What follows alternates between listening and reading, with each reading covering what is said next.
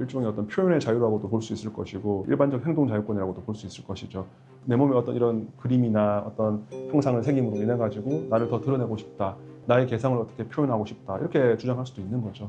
그분들의 표현의 자유도 저는 인정될 수 있다고 봐요. 다만 그 표현의 자유가 타인에게 어떤 불편을 주거나 위협을 준다고 하면은 그 부분은 어떤 합리적인 선에서 사실 제한될 필요는 있다고 저는 보는 거죠. 법이라는 거는 기본적으로 최소한의 상식이고 최소한의 도덕이란 말이에요. 저는 상식적으로 접근했으면 좋겠어요. 무턱대고 문신한 애들 오지 마, 이게 아니고 그분들도 이용할 수 있게 해줘야죠. 다만 이용을 하되 그분들도 노력을 해야죠. 서울시에서 일정 조례를 만들어서 일정 정도 크기 어떤 기준을 가지고 그 정도의 어떤 문신 같은 경우에는 최소한 래시가드라든지 어떤 티셔츠를 통해 가지고 탈이라든지 어떤 노출을 어느 정도 제한한다든지 그러한 어떤 내용들을 담은 조례를 통해 가지고 적절한 조치를 해야 될 필요성은 충분히 인정하고 그렇게 해야 된다고 생각해요. 근데 문제는 뭐냐면 조치를 할 때 근거가 있어야 될 거잖아요. 근데 그 근거가 불이익을 주는 거기 때문에 그 근거가 합법적이고 명확해야 된다는 거거든요. 예를 들면 서울시에서 한강 수영장에는 문신한 사람 다 못 들어가 라고 하면 그 근거가 뭔데? 이렇게 되는 거잖아요. 그러면 이제 과도환이야 라고 하면 과도환이 뭔데?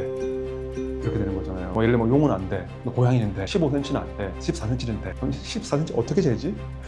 시작해가지고 여러 가지의 논란이 있을 수 있잖아요. 그러니까 쉽지는 않을 거예요. 그분들의 출입을 완전히 제한하거나 차단하거나 이런 관점보다는 그분들이 그런 것들을 조금 이렇게 가릴 수 있도록 공공이용시설이라는 거는 그분들만 이용하는 게 아니잖아요. 한강이라는 것은 가족들 단위의 어떤 이용이 많이 있는 거잖아요. 그리고 그 가족들 단위라는 건 아직까지 어린 아이들, 미성년자들도 많이 있는 거잖아요. 어린 아이들이나 미성년자들이 봤을 때 정서의 어떤 교육에 그런 것들이 긍정적으로 작용되지 않을 확률은 저는 충분히 있다고 보거든요. 그러니까 이런 것들이 사실 지금까지는 사인 간의 문제로서 우리 사회가 바라봤단 말이에요. 저기는 안 가야겠다, 내가 안 봐야지, 뭐 이런 관점이 아니라 양양부터 시작해가지고 한강까지 저는 이게 공적인 관점으로 옮겨가는 것 같아요.